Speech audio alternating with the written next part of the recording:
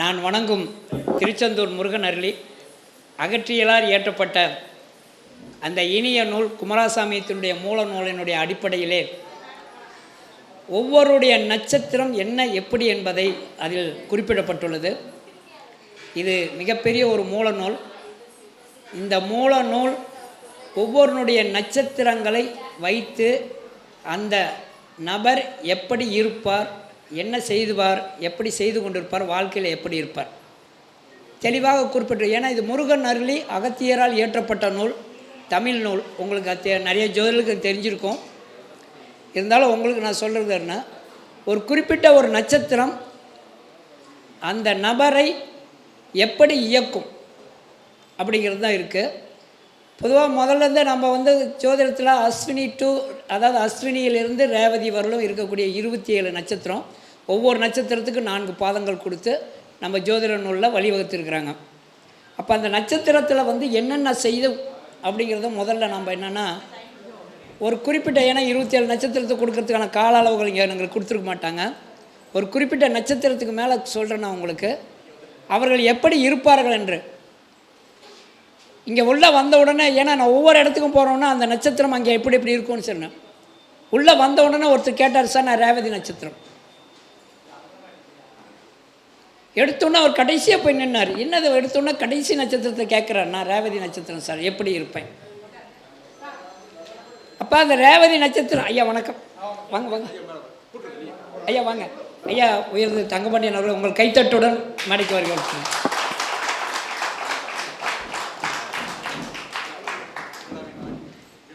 நீ கொடுத்து. அப்பா அவர் உள்ளே வந்த உடனே கேட்டார், இந்த மாதிரி சார் நான் ரேவதி நட்சத்திரம் எப்படி இருக்கேன் அப்படின்னு சொல்லிட்டேன்.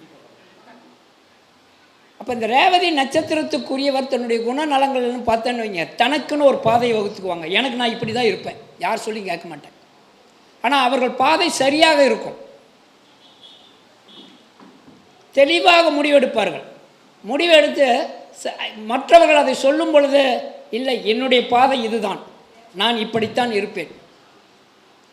அப்போ அவர்களுடைய அறிவுரைகள் சரியாக முடிவு எடுக்கிறப்ப, அதை போய் சொல்லிருக்கப்ப அவங்க வாழ்க்கை இன்றைக்கு சொல்லுங்க. அதனால தான் அது ஜோதிட நூலில் காமதேனுன்னு சொல்லியிருக்கிறாங்க. என்றைக்குமே கேட்காததுக்கு முன்னாடியே கொடுக்குறது உங்களுக்கு. பாருங்கள், என்றைக்கு அவங்க தனிமையில் தான் இருப்பாங்க. ஒரு ரூமில் போய் உட்காந்துக்க தனிமையில் தான் இருப்பாங்க. தன்னை பற்றி தானே யோசிப்பாங்க. எதிர்கால சிந்தனை என்ன, நான் எந்த மாதிரி ஆவேன், எப்படி ஆவேன், இதை நோக்கி தான் அவங்க பயணம் இருக்கும். காலையில் அவர் கேட்ட உடனே எனக்கு சொன்னேன், சார் உங்களுடைய எதிர்காலம் நீங்கள் இந்த மாதிரி படி, உங்கள் என்ன யாருது சார் அப்படின்னா, என்னுடைய பையனது சார் அப்படின்னாரு. எதிர்காலத்தில் அவன் இந்த மாதிரி அச்சீவ் பண்ணுவான், வெளிநாடு செல்வதற்கான வாய்ப்பு இருக்குது அப்படின்னு. ஒன்றை சொல்கிறேன் சார், அடுத்த வாரம் அவர் போகிறதுக்கான வாய்ப்பு இருக்குது சார் அப்படின்னு. இப்போ கால சூழ்நிலைகளை அவங்கள மாற்றி கூட நம்ம சொல்லலாம். ஆனால் ஜாதக ரீதியாக அவங்க போகக்கூடிய வாய்ப்பு அங்கே இருக்கிறது. அப்போ இங்கே ஒவ்வொரு இடத்துலையும் நாங்கள் வரப்போ என்னென்னா, அங்கே யார் யார் எந்தெந்த நட்சத்திரத்துக்குள்ளே இருக்கிறாங்க, எப்படி இருக்கிறாங்க, ஜோதிட ரீதியாக நிறைய வழிமுறைகள் இருக்கிறது. அப்போ ஐயா தங்கபாண்டியன் இன்னும் நிறையா சொல்லுவார், குரு நாகராஜன் வேறு மாதிரி சொல்லுவார், அதே சரவண சோமசுந்தரம் அவளும் வேறு மாதிரி சொல்லுவாங்க. இந்த மாதிரி இருக்குது. ஆனால் எல்லாமே கலக்கக்கூடியது, எங்களுக்கு பலன் சொல்லக்கூடிய அந்த கடலாக்கி அந்த இதுதான். என்னுடைய அந்த நட்சத்திரத்தை நான் எடுக்கும் பொழுது ஒவ்வொரு நட்சத்திரமாக ஆராய்ச்சி செஞ்சுருக்கேன். என்னுடைய மாணவர்கள் கூட 2-3 பேர் இங்கே இருக்காங்க, பெரியவங்களாகவே இருக்கிறாங்க. இப்போ தான் எனக்கே தெரியுது.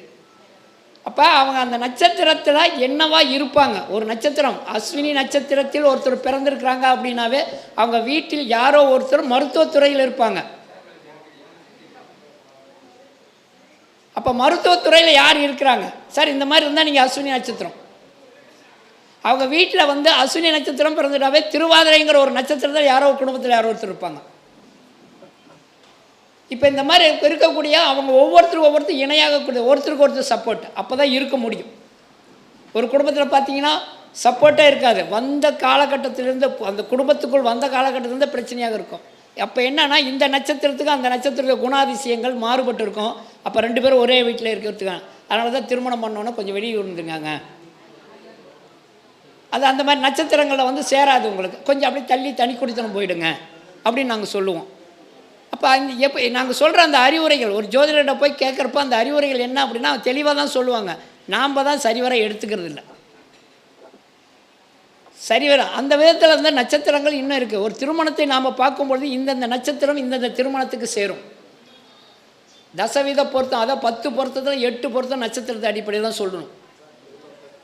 அப்போ அந்த நட்சத்திரங்கள் ஒரு நட்சத்திரத்தில் ஒரு நட்சத்திரம், யோனி நட்சத்திரத்துக்கு எப்படி பொருந்தும், பொருந்தாத அந்த யோனி நட்சத்திரத்தை நாம் பொருத்தினீர்கள் என்றால் அங்கே அவர்கள் கணவன் மனைவிக்குள்ளே ஒரு சிங்கல், அதாவது அந்நியோன்யத்தில் ஒரு சிக்கல் ஏற்பட்டு கொண்டே இருக்கும்.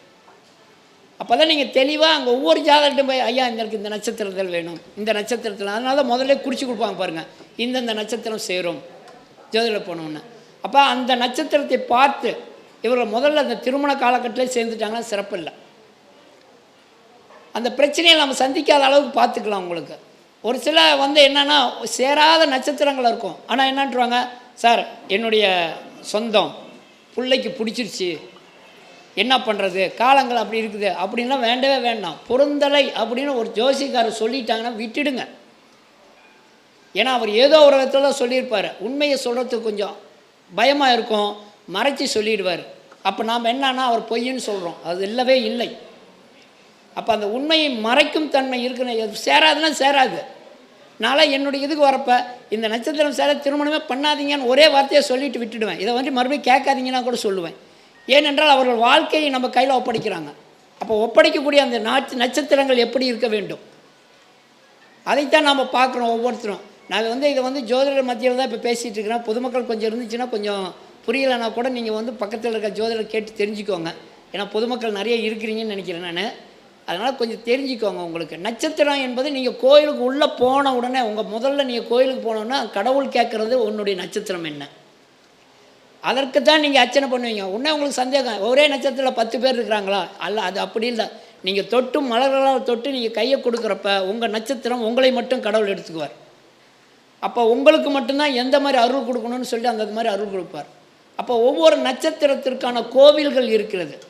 நீங்கள் எந்த கோயில்களுக்கு போக வேண்டும், என்ன செய்ய வேண்டும் அப்படிங்கிறது இருக்குது. குறிப்பு எடுத்துகிட்டு இருக்கிறவங்களுக்கு கூட நான் மறுபடியும் பண்ண சொன்னேன். அடுத்து ஏன்னா 2 அவங்களுக்கு ஒரு கருத்துக்கள் கொடுக்கணுங்கிறதுக்காக சொல்ல போகிறேன். இந்த பரணி நட்சத்திரம் பார்த்தீங்கன்னு வைங்க, பரணி நட்சத்திரம் அட்வைஸ் பண்ணுவாங்க, ஆனால் யாரும் கேட்க மாட்டோம். அவங்க அட்வைஸ் பண்ணுவாங்க, யாரும் கேட்க மாட்டோம். ஏன்னா அவன் அட்வைஸ் பண்ணுற விதமே வேறு மாதிரி இருக்கும். இவங்க சொல்லி நாம் கேட்குறதா அப்படின்ட்டு நாம் போயிடுவோம். கடைசியாக அந்த நிகழ்வுகள் அந்த பரணி நட்சத்திரத்துக்காரன் என்ன சொன்னானோ அதுதான் நடக்கும். அதை என்ன பண்ணாங்கன்னா நம்ம முன்னோர்கள் என்ன பண்ணுறாங்கன்னா நம்ம ஜோதிடம் சொல்லிக் கொடுக்கறதுக்காக ஒரு மறைபொருளாக சொல்லி கொடுத்தாங்க. அந்த மறைபொருள் என்ன அப்படின்னா பரணி நட்சத்திரத்தினுடைய உணவு அந்த நெல்லிக்காய்ன்னு சொல்லியிருப்பாங்க. அப்போ அந்த நெல்லிக்காய் என்ன அப்படின்னா முதல் சாப்பிட்றப்ப கசக்கும், பின்னாடி இனிக்கும். அதனால தான் முதியோர் சொல் வாக்கும் முதிர் நெல்லிக்காயும் முன்பு கசக்கும் பின்பு இனிக்கும். அது அந்த பரணி நட்சத்திரத்துக்காரர் சொல்லுவாங்க. அதை விட சிறப்பான குணம் என்ன அப்படின்னா பரணி நட்சத்திரம் ஒரு ஜாதகத்தில் ஒரு வீட்டில் பரணி நட்சத்திரம் இருந்துச்சுனாவே முதல்ல ஒரு சிக்கலான ஒரு சூழ்நிலை என்னென்னா அவங்க வீட்டில் முன்னோர் சொத்து தகராறு இருந்து கொண்டே இருக்கும். வாழ்நாள் முழுவதும் அவங்க பூர்வீக சொத்து அடையவே முடியாது. ஆனால் அவருடைய சிறப்பான குணம் என்ன அப்படின்னா அதனுடைய பறவை வந்து காகம். அந்த காகம் என்ன பண்ணால் ஒரு பொருள் கிடச்சதே சாப்பிட்றதுக்கு ஒரு பொருள்னா எல்லா காகத்தையும் கூட்டு வச்சுக்கும். அதே மாதிரி தான் பரணி நட்சத்திரத்துக்கார ஒரு வீட்டில் இருந்தாங்கன்னா எல்லோரும் கூப்பிட்டு வச்சு சாப்பாடு போட்டு உபசரிப்பாங்க, முகம் மலர உபசரிப்பாங்க. ஏன்னா அதில் பிறந்தவன் துரியோதனன் சொல்லி அந்த கேரக்டருக்குள்ளே இருக்கிற மாதிரியே அவங்க இருப்பாங்க. கூப்பிட்டு வச்சு சாப்பாடு போட்டு அவர்களை மகிழ்விக்கக்கூடியதாக இருக்கும். விருந்தோம்பல் என்பது அந்த பரணி நட்சத்திரத்துக்கு உண்டு. ரைட், வாங்க, யார் வேண்டாங்கிறா. அடுத்து அதே அந்த பரணி நட்சத்திரத்துக்கு பாருங்கள், யானைங்கிற ஒரு மிருகத்தை வச்சுருப்பாங்க. யானைக்கு துன்பம் செய்தால் மனசில் வச்சுக்கும், என்றைக்கு ஒரு நாள் கூப்பிட்டு வச்சு பழி வாங்கிடும். பரணி நட்சத்திரம் ரெண்டும் அப்படி தான் இருக்கணும். நம்ம அவங்ககிட்ட பகிச்சிக்காத இருக்கிறவங்களும் அவன் நல்லவன். அவங்ககிட்ட பகிச்சிக்கிட்டீங்க என்றைக்கோ ஒரு நாள் உங்களை பழி வாஞ்ச நிறுத்திடுவாங்க. இது அந்த பரணி நட்சத்திரத்துக்கு குணநலங்கள். அப்போ நாம் எப்படி பழகணும் அவங்ககிட்ட?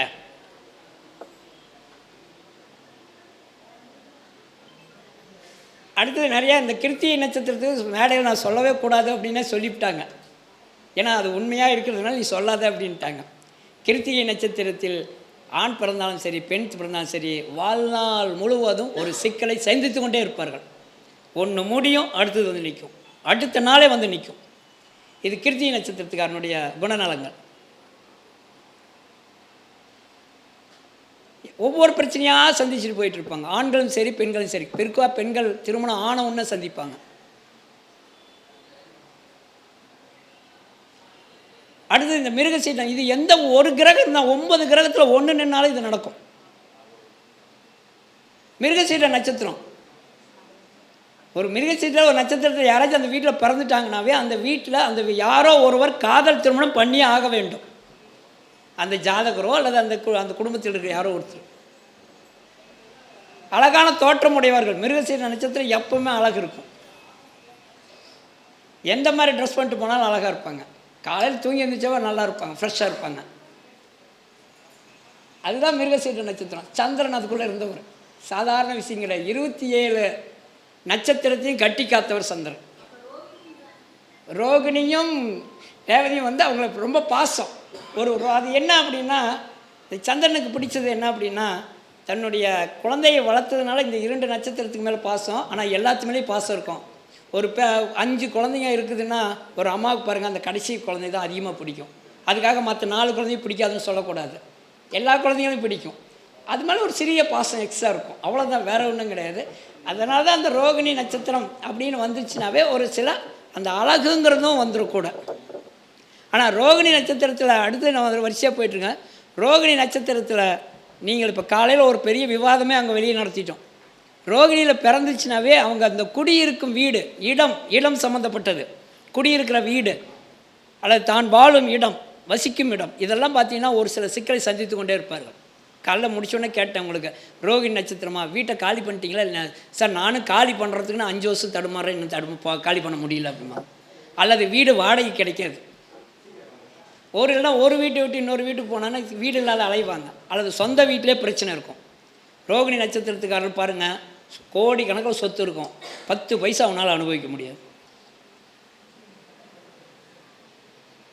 ஏன்னா அந்த உண்டானது. அதனால தான் நட்சத்திரங்களில் வந்து ஒரு குறிப்பிட்ட நட்சத்திரம் சாபம் வாங்கிய நட்சத்திரம்னு ஒன்று இருக்கும். பாசிட்டிவாக தான் இது. சாப விமோச்சனம்னு ஒன்று இருக்குது. சாபம் வாங்கிட்டு விமோச்சனம் பண்ணுற நட்சத்திரம் இருக்கும். சாபமே வாங்காத நட்சத்திரம் இருக்குது. இந்த மாதிரி 3 வகையாக பிரிச்சிருக்கிறாங்க. சாபம் வாங்குறது உங்கள் கர்மாவை அனுபவிச்சு தான் ஆகணும். ஆனால் சாப விமோச்சனம் என்பது நம்ம ஜோதிடர் சொல்கிற மாதிரி பரிகாரம் மூலமாக, தாந்திரிகம் மூலமாக, ஒரு சில நன்மைகள் செய்வதன் மூலமாக அதை தீர்த்து கொள்ளலாம்.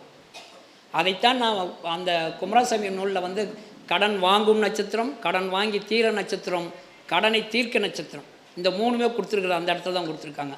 அப்போ நீங்கள் கடனை தீர்க்கக்கூடிய நட்சத்திரத்தில் கொண்டு போய் பண்ணணும். என்றைக்குமே உடைஞ்ச நட்சத்திரத்தை அன்று போய் கடன் வாங்காதீங்க. ஒரு நட்சத்திரத்துக்கான உடைஞ்ச நட்சத்திரம் இன்றைக்கி பார்த்தீங்கன்னா பரணி வந்துருச்சு, ஏறக்குறைய பரணி வந்திருக்கும். இப்போ இன்றைக்கிங்கிறது இந்த இப்போ உடைப்பட்ட நட்சத்திரம்னு கேட்டு பாருங்கள். அந்த உடைப்பட்ட நட்சத்திரத்தில் வாங்காதீங்க. கடன் வாங்கினா திருப்பி செலுத்துவதற்கு சிரமமாக இருக்கும். அதே மாதிரி சாபங்கள் வாங்கின நட்சத்திரம் சாபமே நிவர்த்தியாகிற நட்சத்திரத்தில் வாங்காதீங்க. அதெல்லாம் நம்ம அருகில் இருக்க ஜோசியர்கிட்ட நீங்கள் போய், ஏன்னா பொதுமக்கள் தான் நிறையா உட்காந்துருக்கிறீங்க, அருகில் இருக்க ஜோசியர்கிட்ட போய் கேளுங்க. என்றைக்குமே உங்கள் வீட்டு அருகில் இருக்கும் ஜோதிடரை நீங்கள் அணுகிறீர்கள் என்றால் அவர்கள் உங்கள் வாழ்க்கையில் முன்னேற்றம் ஏற்படுத்துறதுக்கான வழிமுறையை எடுத்துக்கலாம். இதுக்காக நீங்கள் ரொம்ப தூரம் அலையணுங்கிற அவசியமே கிடையாது. அவங்க தான் உங்கள் வாழ்க்கையில் முன்னேற்றுவாங்க. இது நிறைய இடத்துல நான் சொல்லியிருக்கிறேன். ஒரு பெண் பார்க்கணும், ஒரு பெண் பார்க்கக்கூடிய நீங்கள் யாராக இருந்தாலும் சரி, என் பையனுக்கு பெண் பார்க்குறேன்னா அந்த ஜாதகத்தை, உங்கள் பையனுடைய ஜாதகத்தை பெண் பார்க்கும் வீட்டுக்கு அருகில் இருக்க ஜோதிடத்தை கொண்டு கொடுங்க. அவர் சொல்லிவிடுவார். ஏன்னா இந்த பெண்ணுடைய கேரக்டர் அவருக்கு தெளிவாக தெரிஞ்சிருக்கும். பக்கத்தில் இருக்கிறாங்க, என்றைக்கோ ஒரு நாளைக்கு பார்த்துருப்பாங்க. அந்த பெண்ணுடைய கேரக்டர் தெரிஞ்சிருக்கும். இப்போ கோயம்புத்தூரில் இருக்கிற ஒரு பெண்ணுக்கு கேரக்டர் இங்கே வந்து சிவகாசியில் வந்து உட்காருது, செய்ய முடியுமானா முடியும். ஆனால் எடுத்து பாருங்கள், கோயம்புத்தூரில் இருக்கிற ஒரு பெண்ணு வந்து திருநெல்வேலியில் போயிருந்தோம்னா அவருடைய சூழ்நிலை பிடிக்காது.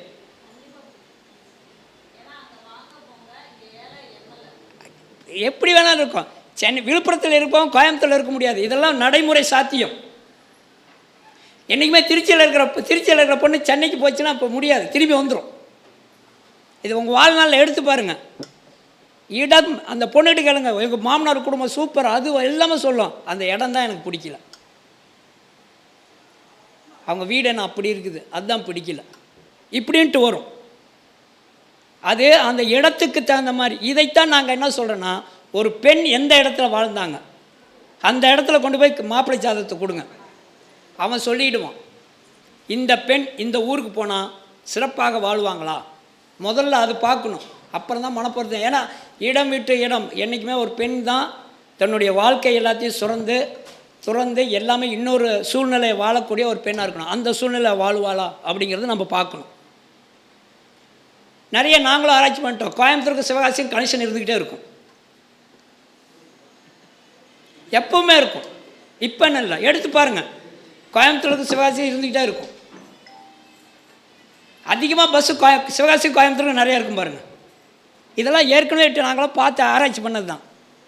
அப்போ ஏதோ ஒன்று இருக்கிறது, ஒரு கனெக்ஷன், பாண்டும்பாங்க இங்கிலீஷில், ஒட்டுதல், அது கிடச்சிக்கிட்டே இருக்கும். அப்போ இடத்துக்கு தகுந்த மாதிரி நட்சத்திரமும் வேலை செய்யும்.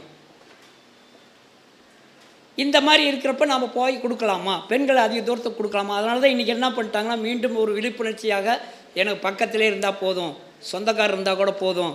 ஏன்னா இன்றைக்கி அந்த ஐடி ஃபீல்டு எல்லாத்தையும் ஒரு விழிப்புணர்ச்சி பண்ணிடுச்சு, பெண்களுக்கு எல்லாத்தையும் விழிப்புணர்ச்சி பண்ணிடுச்சு. குறைந்தது நாம் என்னுடைய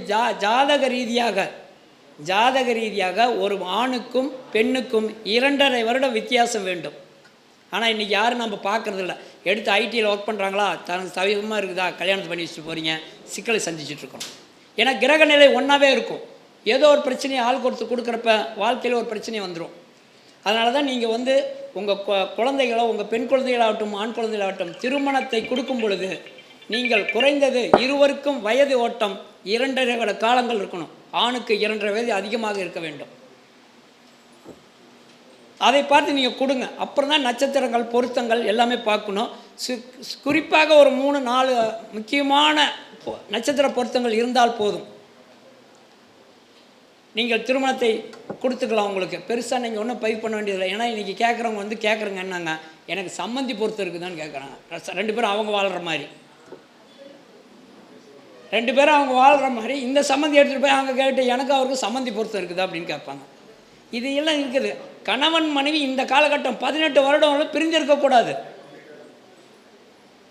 ராகுனுடைய தன்மை இருக்கிறப்ப, ராகுனுடைய தன்மை அது எல்லாத்துக்கும் தெரியும், ஜோசியருக்கு தெரியும். ராகுனுடைய காலங்களான 18 வருடங்கள் பிரிஞ்சே இருக்கக்கூடாது. அதுக்கப்புறம் நீங்கள் என்ன பண்ணாலும் அவங்க அனுபவங்கள் கொடுத்துரும், அங்கே ஜாதகம் பேசாது. அப்போ அது வரலும் நம்ம ஜாதகத்தில் எப்படி இருக்கிறது ஜோதிடருக்கு தெரியும், ஒவ்வொரு ஜோதிடருக்கும் தெரியும். ஆனால் நீங்கள் பொதுமக்கள் அவர்களை நம்ப வேண்டும். முதல்ல நம்பினால் மட்டும்தான் இருக்கும். போய் நீங்கள் இது பண்ணுறீங்க, எடுத்து நீங்கள் போகிறது ஒரு 20 ஜோசியர் கருத்து கேட்டுக்கொண்டு யூடியூப்பில் 40 யூடியூப்பில் கேட்க வேண்டியது. சார் அங்கே சொன்னாங்க, இங்கே சொன்னாங்க, இப்படி சொன்னாங்க. தயவுசெய்து அந்த கருத்துக்கள் எல்லாத்தையும் மறந்துடுங்க. உங்களுக்கு வழிகாட்டுதல் உங்கள் அருகில் இருக்கக்கூடிய ஜோதிடரை சரியாக வழிகாட்டுவாங்க கண்டிப்பாக. அப்போ அந்த வழிகாட்டுதல் வேணுங்கிறதுனால தான் நீங்கள் அந்த நட்சத்திரம், அந்த ஜோதிடத்தை பார்க்க வேண்டும் என்பது உங்களுக்கு இருக்கேன். ஏறக்குறைய ரொம்ப நான் கொடுக்கணும்னு பார்த்துட்ருக்குறேன். நிறையா கால நேரம் கருதி இந்த மாதிரி ஒரு சின்னதாக முடிச்சுக்காங்க அப்படின்னு தகவல் தொடர்போடு வருது. ஏன்னா இந்த தகவல் தொடர்பு எனக்கு பிரச்சனை, ஜோதிட ரீதியாக எனக்கு புதன் நீசம். அதனால் தகவல் தொடர்பு வந்துட்டு இருக்குது. இனி இதுக்கு மேலே நான் காலத்தை எடுத்துக்கிட்டேன்னு வைங்க, இடையில பிடிச்சி உட்காரிச்சுறாங்க. இந்த இனிய வாய்ப்புக்கு கொடுத்ததுக்கு விருதுநகர் மாவட்ட ஜோதிட சங்கத்துக்கும் குறிப்பாக குருநாராஜ் அவர்களுக்கும் நன்றி கூறி அமைகிறேன். நன்றி, வணக்கம்.